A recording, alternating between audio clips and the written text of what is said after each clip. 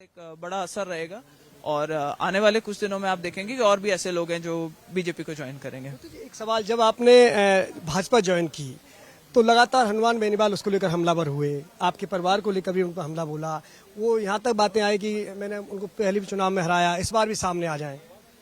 जी, पहला चुनाव जो उन्होंने मेरे सामने लड़ा था उसके अंदर तो उनकी जमानत जब्त हुई थी। वो तो एक स्टेपनी का काम कर रहे थे उस टाइम पे। जो चुनाव जीते थे वो सीआर चौधरी जी जीते थे और मोदी जी की लहर थी। दूसरे चुनाव के अंदर उन्होंने खुद ने ये एक जगह पर इंटरव्यू में बोला था कि मेरे पास वोटों की कुछ कमी हो रही थी और मुझे एक्स्ट्रा वोट चाहिए थे, इसलिए मैंने बीजेपी के साथ गठबंधन किया था और मेरा एक पुराने राजनीतिक परिवार से मेरी रंजिश थी, तो उसका मेरे को निपटारा करना था, इस वजह से मैंने गठबंधन किया था। तो ये बताता है कि उनके पास कभी भी इतने वोट नहीं थे कि वो अकेले अगर चुनाव लड़ते तो वो मेरे सामने चुनाव जीत पाते। लेकिन खैर वो पुरानी बातें हो गई है। मोदी जी की लहर थी, उस चीज का फायदा उनको मिला, वो नागौर से सांसद बने। और अब आने वाले समय के अंदर विधानसभा के चुनाव में आप देख रहे हैं कि दोनों जो प्रधान है खींवसर के, उन दोनों ने आज आरएलपी ज्वाइन करी है, पूरे दल बल के साथ में करी है। बहुत सारे सरपंच ऐसे हैं जो आप देखेंगे कि आने वाले समय में ज्वाइन करेंगे, बहुत सारे लोग आएंगे। तो आज उनके पैरों के नीचे से जमीन सरकती नजर आ रही है खींवसर में भी, और अगर खींवसर में सरक रही है तो आप अंदाजा लगा सकते हैं कि बाकी के क्षेत्रों में उनका क्या हाल होगा। ज्योति जी, एक जिक्र मुझे याद आता है, हिंदुस्तान की सियासत में उसको कहीं भुलाया नहीं जा सकता।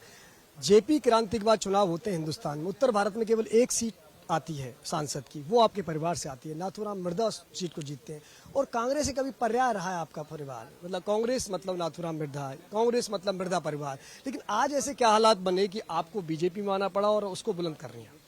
देखिए, बीजेपी ने पीछे से आप देखेंगे कि कांग्रेस ने ऐसा काम किया था कि अपने ही नेताओं की और अपने ही जो कार्यकर्ता थे उनकी अनदेखी कर रही थी। उसके चलते जब बीजेपी ने मुझे आग्रह किया कि आप बीजेपी ज्वाइन करें, हम चाहेंगे कि आप बीजेपी ज्वाइन करें, आपकी साफ छवि है और हम चाहेंगे कि आप किसान परिप्रेक्ष्य से आते हैं और आपके मतलब जो बुजुर्ग हैं अच्छे नेता रहे हुए हैं, सब कुछ है, तो उसी को लेकर के मैंने बीजेपी ज्वाइन करी थी। और मुझे बहुत खुशी है कि मैंने समय पर रहते ये डिसीजन कर लिया। आज जो स्थिति है वो ना तो वो पुरानी कांग्रेस रह गई है, और जो परेशानियां देश के सामने हैं या जो चैलेंजेस हैं उनको निपटने के लिए शायद बीजेपी जैसी एक स्ट्रांग हमें पार्टी चाहिए, एक मोदी जी जैसे स्ट्रांग लीडर चाहिए जो कि बहुत डिसाइसिव है।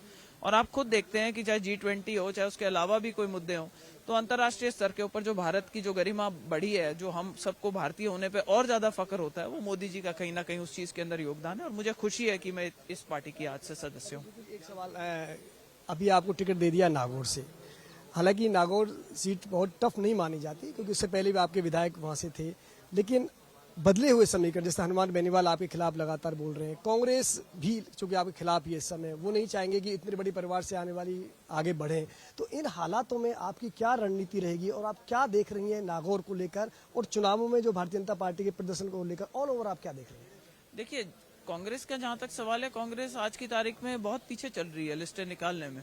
और उन्होंने पहली लिस्ट जो 100 लोगों की निकालनी थी उसमें लगभग वो 32-33 लोगों की निकाल पाए। पीछे पीछे उन्होंने फिर एक और लिस्ट निकाली जिसके अंदर जनरली जो पुराने लोग थे उन लोगों की लिस्टें निकली।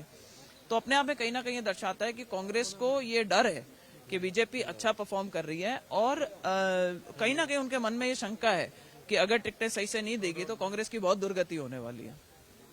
ये थी ज्योति मृधा, जिनका कहना है कि हमने विश्वास करके, लीडरशिप पे विश्वास करके दामन थामा है और हम पार्टी को और मजबूत करेंगे।